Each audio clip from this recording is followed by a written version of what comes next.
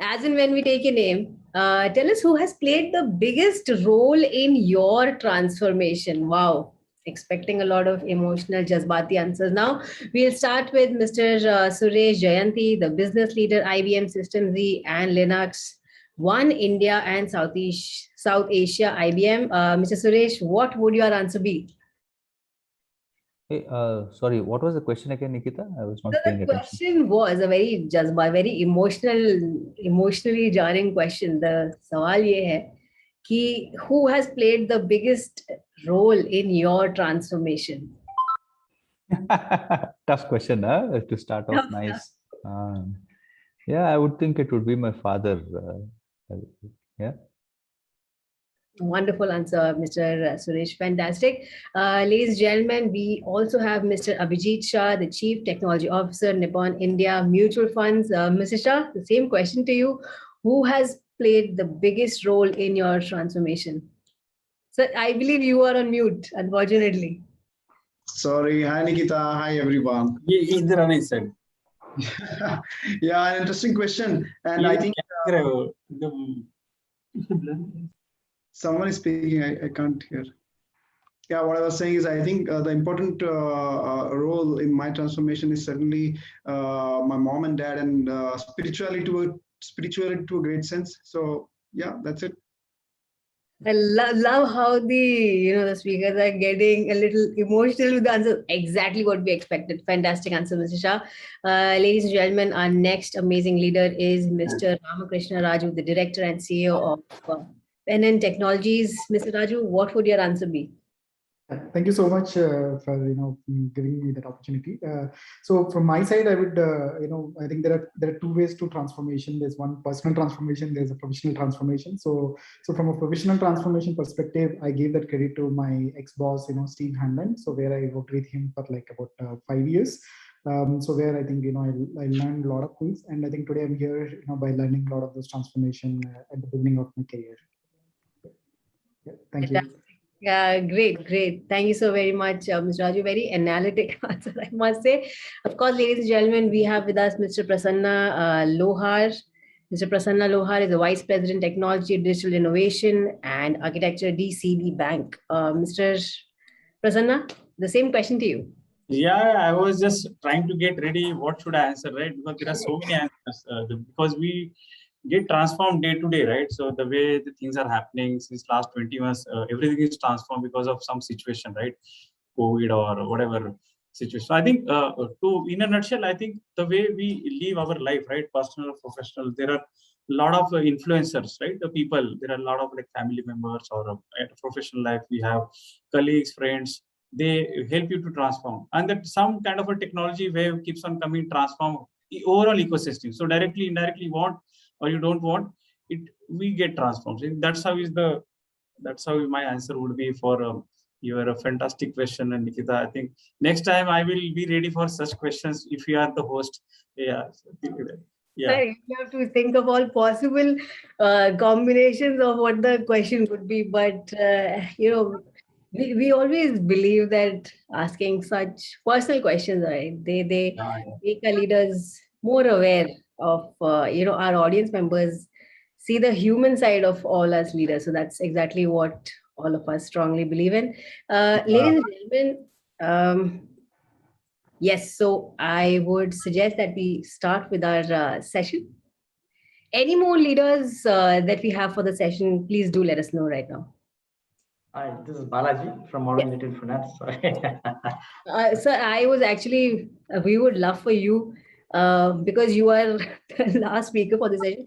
I would love for you to, if you could probably talk about yourself. How about we pose a different question for you? Ladies and gentlemen, that's Mr. Balaji TK. And sir, we would love for you to give your introduction, and I will ask you a question later on because I've thought of something very interesting for you. Great. Then let's jump to the panel discussions. Oh, okay, fantastic. Great, so I believe Mr. Balaji is a straight shooter kind of a man.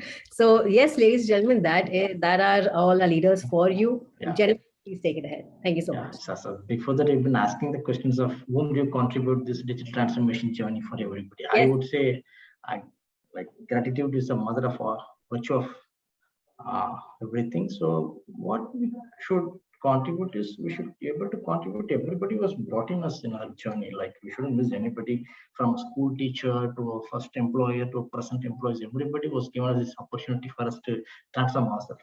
And it's a journey. Like everybody is learning every single day. And it's completely a journey. Yeah.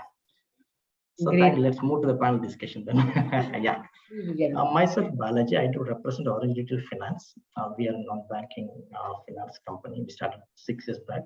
We completely migrated ourselves to complete a digital company, kind of a fintech company. We are a digital company right now, where we do offer a complete product offerings in our digital mobile app platform. So we are no more a traditional player. We are completely a traditional digital player, I would say. Thank you. So I'll just move to my questions. We have a very, very interesting panel. People from partner communities there, and people from tech communities there, and people from fintech spaces there, and overall kind of great scholars in what they do it. So I would straight away move on to my first question. Thanks to the Exeto for this interesting digital transformation journey. Since it's being a digital transformation, I would like to touch upon like how are the CEOs driving the data-driven digitalization in this enterprises in the post-crisis era? I would like to request Suresh view on this topic. Suresh, over to you, Suresh. Yeah, okay, Balaji, thank you so much for the question. I think a couple of trends that I see is, I think what's happening is during COVID, what I think every CIO, irrespective of the vertical they are in, whether they're finance or manufacturing or consumer goods or whatever, what they've seen is unpredictable demand. I think that's one thing that has happened, and one famous example is there was this news item during peak of COVID that the sale of tops were increasing for men and not the trousers, right? Because on Zoom nobody can see. You can wear a short and a coat, and it's all shorts and coat is fine, right? Nobody can see. So these kind of unpredictable, right? Otherwise people buy pairs, right? But here people were just ordering online the shirt or t-shirt or whatever, right? So a lot of unpredictable demand happened, and I think that has happened in every sector without fail, right? And that's just a light-hearted example I gave. I think thanks to that, people have now moving to containers, right? That is the one technology trend that I'm seeing because I come from the technology side. I'm looking at the technology aspect of it, and what they have also understood is definitely. I think there is a maturity now about what the cloud can do, because cloud brings a lot of agility. If you want a sudden increase in resources, they can. When I say cloud, I mean the public cloud. They have realized the role that public cloud plays in quickly scaling up and testing something and deploying it. And I think from my own experience with some customers, I'm also realizing that people are now understanding that multi-cloud is here to stay. Hybrid cloud and multi-cloud. They're understanding the pros and cons of public cloud and how they need to have multiple cloud service providers to serve them, or they are better served by having their workloads run in different places, different workloads run in different places. And there is also an understanding that some workloads will remain on-prem, right? That kind of clarity and maturity is emerging. And another thing that I would add to this last point is that the CIOs are also understanding that the attack surface has broadened. Earlier there was a data center, there were a couple of locations, and all the people used to come to office and work, and there were some people on mobile and all that, right? But now that has accelerated so much. Everybody works from anywhere. And I think that is leading to a lot of security issues. So that is another awareness that has come about, and CIOs, of course, are appropriately investing in solutions towards that. Yep, those are my thoughts. Thank you very much, Suresh. I think you touched based on this application modernization using the containers and then there are different kinds of demand from a sales perspective, and then we've been also touching on the hybrid cloud to stay, and then finally we also touched on the attack has increased proportionally. Fine, very good insights. I would like to now move on to Prasanna. Prasanna, like this tech expertise, I would say everybody can follow his LinkedIn blogs where he writes a lot of technical articles and everything. I'm also a regular reader of him. So I would like to take his view on this point, like how CEOs are driving this data-driven digitalization. Over to you, Prasanna. Yeah, so Balaji, can you just help me in detail around in which area so that I can get into that depth? Normally for an enterprise, you can able to touch base how the digitalization is helping them, like by using the data, how the digitalization is moving forward. Yeah, I think crisis. You can take particularly the post-crisis scenarios. Post crisis after this COVID, how it has been moving, how it is accelerating. I think a lot of questions, Balaji, and I think Abhijit sir is smiling because we done a journey together some years back at DCB Bank. I think we were fortunate to build our journey around data, right? Big data implementation, where Abhijit has guided very nicely. And we are now implementing many more use cases or leveraging those perks of a whole structure which we have built in. But I think coming back, I think we talk about post crisis and before crisis, there were different situations. Now there are different targets.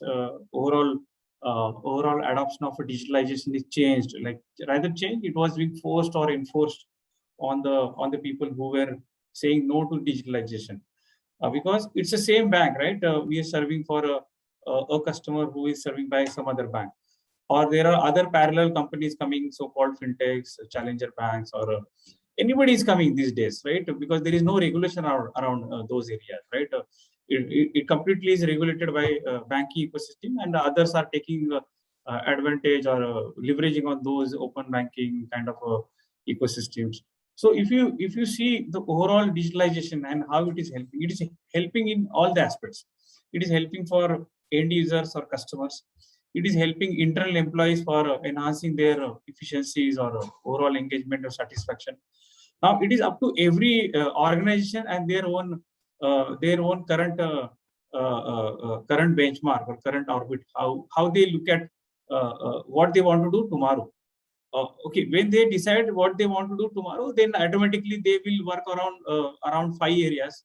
They may say we don't have resources for digitalization, we don't have resources for RPA, or we don't have resources for AI data. So let's first create those resources or hire or reskill existing. So most of the organizations do reskilling, right? They identify some key champions who knows organization or technology architectures better. So it's very easy to get into that area. And then we bring another structure as so-called COE under them. Secondly, we can do digitalization everywhere, right? So, and there is no end, right? So for organizations who lived at 80 years, they can do so much. So there are organizations who are digital first. They have a very less room to do digitalization because most of their operations are zero operations, right? Everything is a straight through account opening, or many more things are, and everything is coming as a platform now. AI as a platform, or any technology as a platform, right? Your deployment as a platform. You say your coding as a platform. So based upon type of organization, they look at what to automate and how much to digitalize. So at an organization, they may say, I think these 10 things are very much important. Say example, let's create a straight through account opening, or followed by let's understand that data and give some kind of a throwback notification to the customers. So every organization will identify based upon that year KRA. Yeah, this much we can automate, this much we can digitalize, right? So say example, during pandemic, account opening was something every bank has adopted on video KYC, right? And many banks got into this data strategies during pandemic, right? Or many more got into some of the touchless, contactless kind of services at branches or at channels, right? Many banks adopted WhatsApp banking. So those processes we need to identify.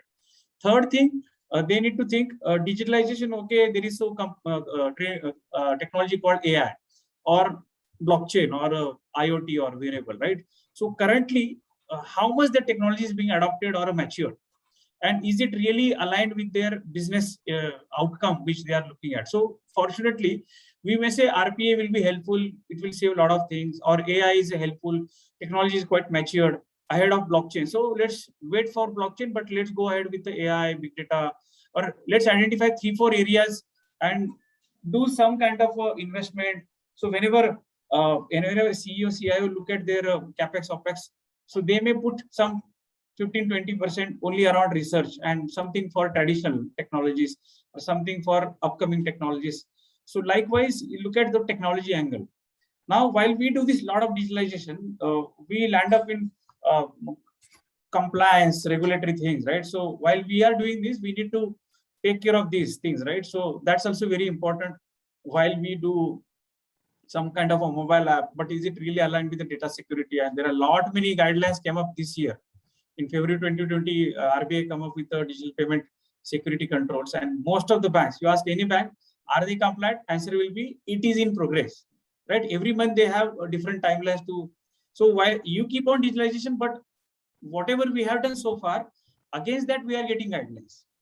So while we as an organization work on our aspirational digitalization, we need to enforce some kind of a guideline, some kind of a structure or framework, so that tomorrow's regulations should be diluted, right? So some kind of AI, blockchain coming into picture, or some kind of another platform coming into picture, automatically some of the regulation will be vanished. We don't need OTPs. We need OTPs because this is how we created that, right? There has to be OTP, but tomorrow's applications will be without OTP. More and more automatically behavioral understanding, many more, and so automatically that OTP will be enforced in that particular transactions. So while we do this traditional digitalization, we need to see how we can reduce burden of regulation with the help of technology, with the help of better processes. And whatever we do, right? So there is no end game, right? Transformation is a journey, as you rightly said, right? Which is continuous process. But in this continuous process, you need to talk to two more important pillars. You need to talk to your customers and you need to talk to your internal customers.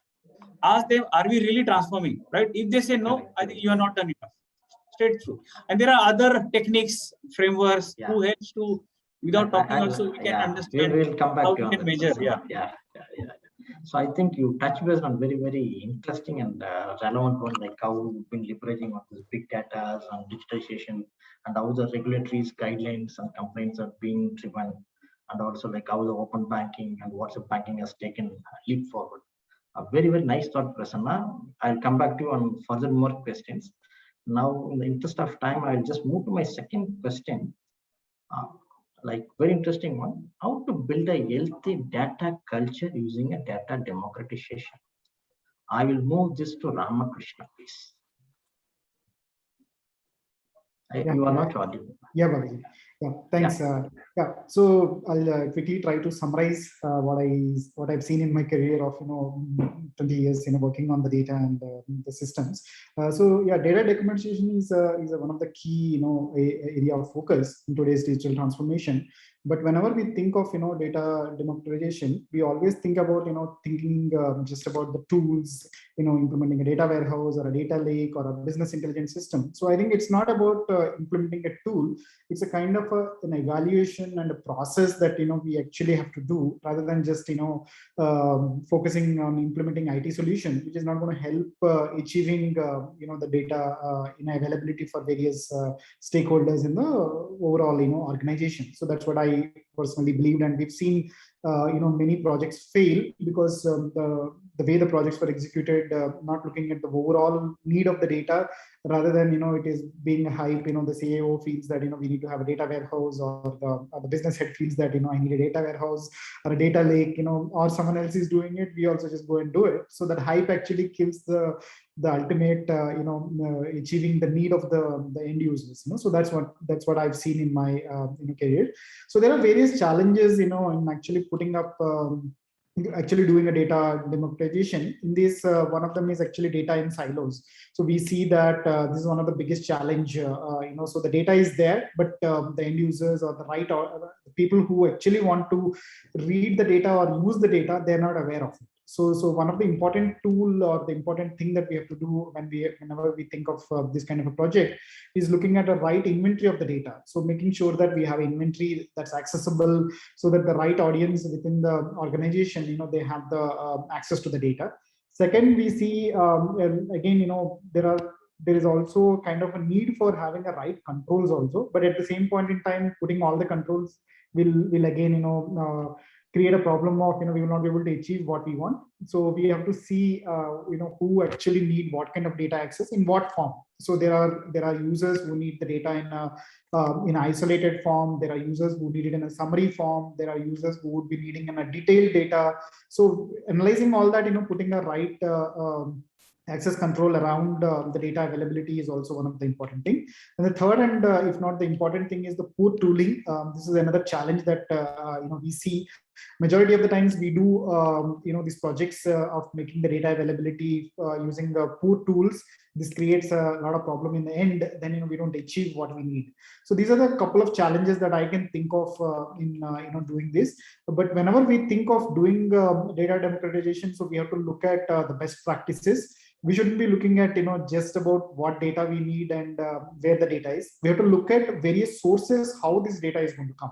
So we can't just look at the end state of the data. So we need to look at, we need to crawl through the various sources of data that we get into the organization, look at in each of those stages of the data transformation to see whether the data, raw data, is also needed or not. Because we always focus only the end data, but we lose a lot of the interesting stuff within the in the transformation process. So we need to look at whether we need to keep the data before the transformation, after the transformation. So those are some of the important decisions that we need to look at it. And then making the right inventory of the data and making that available based on the needs of the various organization departments and the users is very important. And we also see that in today's world, I think that I came from a mainframe world where having a data access was a very difficult topic. But today I think we have the latest generation of tools. So there are various data visualization reporting tools that we can think of, and having the right tool to connecting all these dots, and then finally reaching to the end goal of evaluating the right tool and implementing makes the end organization to achieve what they need, rather than just implementing a data warehouse project or a data lake project. Yeah, that's what I would want to do. Thanks a lot, Raju. I think more of thing you were talking about, take inventory of a data and then figure it out at what stage, where it is helpful, and right, how the IP is keeping the need of the data. Very interesting point. Right. But the challenge is they've given us only 10 minutes to wrap up everything, and everyone is having excellent viewpoint, everything. So we need to keep touching up on each questions about. Sorry for that. I'll now just ask Abhijit's view on this topic. Abhijit, over to you, please. Thank you, Balaji, and I concur with what Raju said. Hi, Raju. Hi, Prasanna. Been meeting after a long time. Prasanna and myself, we are on the same building, but we meet only in some sessions like this. Meeting only in Zoom now. Yeah, and Raju we had done a large project together a year back. So looking at him, it's been good to see you, Raju, again. Coming back to your question, Balaji, so I think very valid points laid out by Raju, specifically on data. In fact, if I was to kind of talk about some trends with regards to what is the kind of plethora or rather the growth statistics on the volume of data. I mean, in 2020, it was almost touching the global data I'm talking of. It was almost touching 64 zettabytes. It's a huge data. I mean, if you look at 64 zettabytes of data, and it is said that this was not the normal growth rate, because this was the COVID time and it was the pandemic time. Most of the people were doing work from home. They were doing learn from home. They were doing entertainment from home. So everything was from home, and there is a kind of spike we saw. But even after the lockdown has opened up and people have started going back to office, in 21 we are nearing 71 zettabytes, and as per the surveys, by 2025 we will touch 180 zettabytes of data. I mean, so you look at the kind of scale in which the data is going to flow across the globe, and the organizations are going to, of course, the people who want to get benefited will get benefited out of that. They want to make some best use of this data, they will certainly do that. In our organization, at least in Nippon, we have a data first approach. That's the principle we have adopted. And when I say data first, I mean, you look at any model, even if it is a data lake or for that matter, the data sources, they generate all the data, multiple applications are generating the data, and finally data lands up into some lake or in some big data. So that is actually, if you look at it, data last. I mean, it was the fag end of the data where the source has already generated the data, and after a day or so, I get that data. I might get in real time as well, but it's the fag end of where I get that view. And the other part of it is, or the other approach to this data is the data mesh kind of a construct where you're consuming the data from a data model at the source. So all the applications who are generating the data or the data which is coming from outside the organization, that data is kind of exposed or published in a manner of a data model, and that can be consumed in real time. So rather than waiting for all of that data coming and sitting in my repository, and then I start consuming the data. So that's an alternate approach. Now, both these approaches, data lake and data mesh, I mean, they have their pros and cons. I mean, in lake, I get a consolidated view, a cross-functional view of the data because I'm getting all the data from all the functions in one place. Whereas in the mesh, I'm actually touching the application or the source of the data, but I'm getting the data in real time. Now, we have adopted a hybrid model where we are doing the best of both. So it's a mesh plus lake kind of a construct that we are applying. And so the question is really important. Usability of the data. I mean, which data do you really want? Who are the users? Who are the consumers of the data? Which are the applications who are going to consume this data? And which AI ML models are going to sit on top of the data and are going to kind of churn the data to make a sensible use of the data to provide you good insights? So I think these are some of the very important questions that one needs to ask before they kind of land up in the data journey and then they start kind of modeling their data either in a mesh format or in a lake format. So I'll put myself on my hold right now.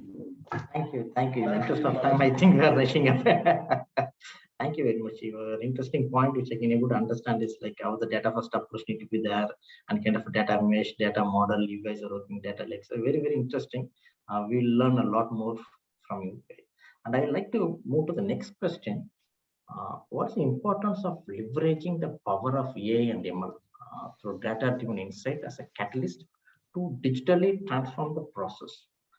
I would like to move to the two stalwarts. First, I'll move to Prasanna, then I'll come to Abhijit. Prasanna, over to you.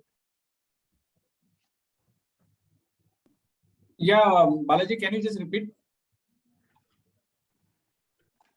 This is more of leveraging the power of AI and ML.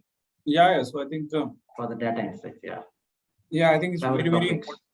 Yeah, it's very important to have a. I think that traditionally we have seen use of data, right, as MIS or I think these days, I think after 2014-15, we have typically seen that the rise of data. Same transaction can be represented as a different set of data, right? So payment transaction done at one channel, it is available at multiple hubs. And the same customer is doing the similar kind of transactions on the multiple channels. So so maybe typically somebody can take all these data points and analyze how these guys gonna perform tomorrow, day after 1 month, right? So it's a huge process, right? And it's a huge manual effort. Now, instead of that, if I create some algorithm or some system which understand all these data points and immediately not for one person, but it can say that the performance of all the customers, right? So that's how the programming or logic all about. That's all the strength of programming all about. But when you have to take it to the next level, the intelligence level, automatically we come and get introduced to the technology called AI, right? So machine learning and so on. So it starts with the 1 or 2 use cases where we say, say example, we can understand customers 360 degree and immediately from tomorrow, day after, based upon the learning of his transitional pattern, we start giving them notification nudge. So this can happen with a man, but with a lot of cost, right? So that is why it's very, very important to understand data. So wherein AI, ML comes into the picture. This could be the one use case. Now, as a technology, AI, ML will go and sit in all those technology where you will find opportunity for automation, right? Robotic process automation, one of the sister technology around AI, right? So wherein all those repetitive applications or repetitive processes, wherein you can introduce that software bots or bots which will act or work without any error, right? The way man will do with a lot of error, but they will do without any error and every day without asking ki I want to leave or something like that. So that's another power of building those AI relevant technologies. Now here onwards, what is going to happen? Let's say example by 2020, we must have done around 20 to 22% of automation of all those operational work. And this automation will go to the next level, maybe in the next 5 to 6 years, this level will go beyond 50-60%. That's a necessity of every organization, because this is how organizations have built on a lot of manual processes. So by the time we do this automation, there are other parallel things comes and say, we'll wipe out all those manual processes and we'll have a completely intelligent processes. Example, contact center, right? So a lot of manual process, right? People or customers call you and there's a typical process. Hello, sir. How are you, sir? Authentication followed by so many things. It's a repetitive process. And moreover, these people ask a lot of repetitive challenging questions. What is my balance, right? How do I do this? How do I do this? So if I can translate this whole manual process into some kind of a algorithm flow, where it is taken care by some bot or a chat bot or a human-like bot, right? So the way we have seen newsreaders, so we have seen the bots are being, contact center agents are being recrafted as a bots. And whenever it's a, whenever it's a manual things is needed, so automatically give that flow to the human. So AI, ML, and these are technologies are very, very important. If you drill down every process in the banking industry, typically insurance and all, you will have a role of this technology everywhere. Fraud risk management, where we have to identify from where these transactions are coming in automatically, why it is coming from some other country. He was doing transactions somewhere from India itself. Likewise, video KYC being done, right? So example, during pandemic, many banks adopted video KYC. But there is one more regulatory process which says that at the end of the day, human, right? Human who is a employee of the bank, he has to go and watch every video and say, yeah, all the videos are okay, PAN card, whatever the documents being showed or during the video conversation are okay perfectly. It's all manual process. And as per regulation, this process has to be completed within that on the same day. How do I do it, right? Say example, big companies, big banks having more than 3,000, 4,000, 10,000 customers a day, and all of this video KYC, they will have to put so many resources. So what AI, ML can come here? Pardon? There's hard stuff. There's hard stuff for us. I'll just take 1 minute from Abhijit's view, and then we'll try to wrap it up. Yeah, sorry. Yes. Thank you. Thanks, because Prasanna. other people are joining it, so let's try to. Yeah, very valid points. I think Prasanna really appreciate what he got. I think I just want to kind of touch upon a few things.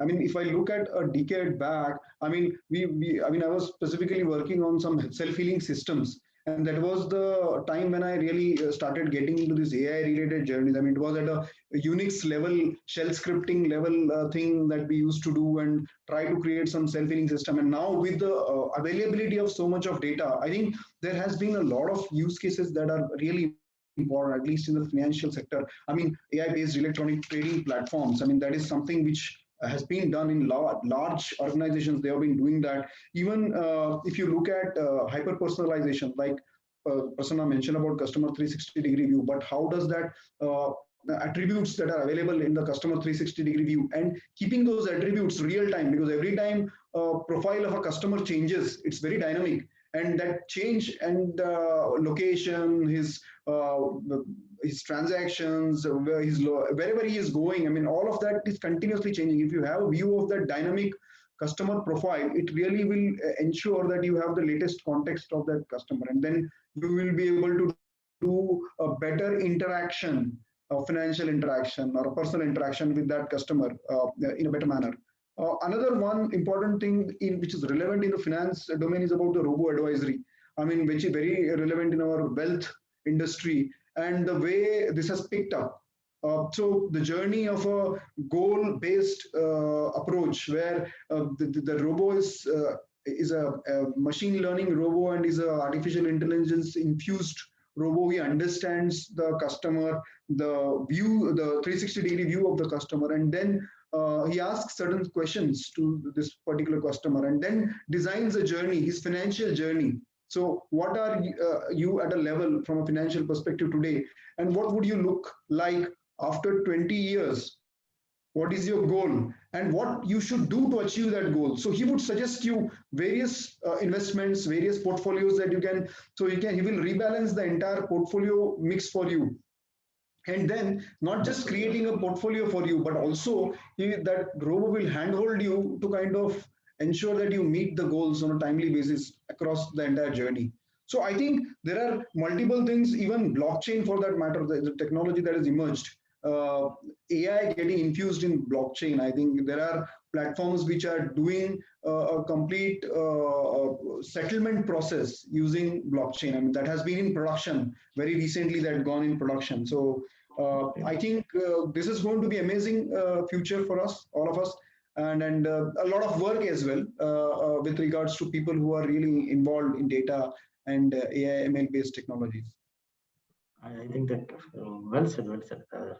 Future is completely digital, and the proliferation of data and proliferation of technology is huge amount for everybody need to deploy and adapt it. I think we are not doing justice to the timing. We're having a fourth panel and everyone's knowledge of this digital transformation is completely abundant.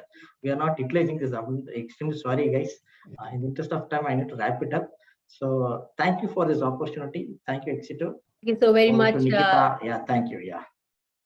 Yes. Ladies and gentlemen, that was the amazing session. And, trying to make it a little different. We always have this constraint, how do we make every session super exciting? So our trick this time was to save the moderator. That is none other than the amazing Mr. Balaji TK, the Chief Information Officer, Orange Retail Finance India Private Limited.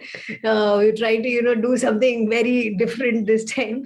Mr. Balaji, so the best way of making it different is by keeping the introduction at the very end, because we're saving the best for last half of that. Fantastic. Gentlemen, what a session. Of course, thank you so very much and have a fantastic day. Thank you so much again. Yeah, thank you.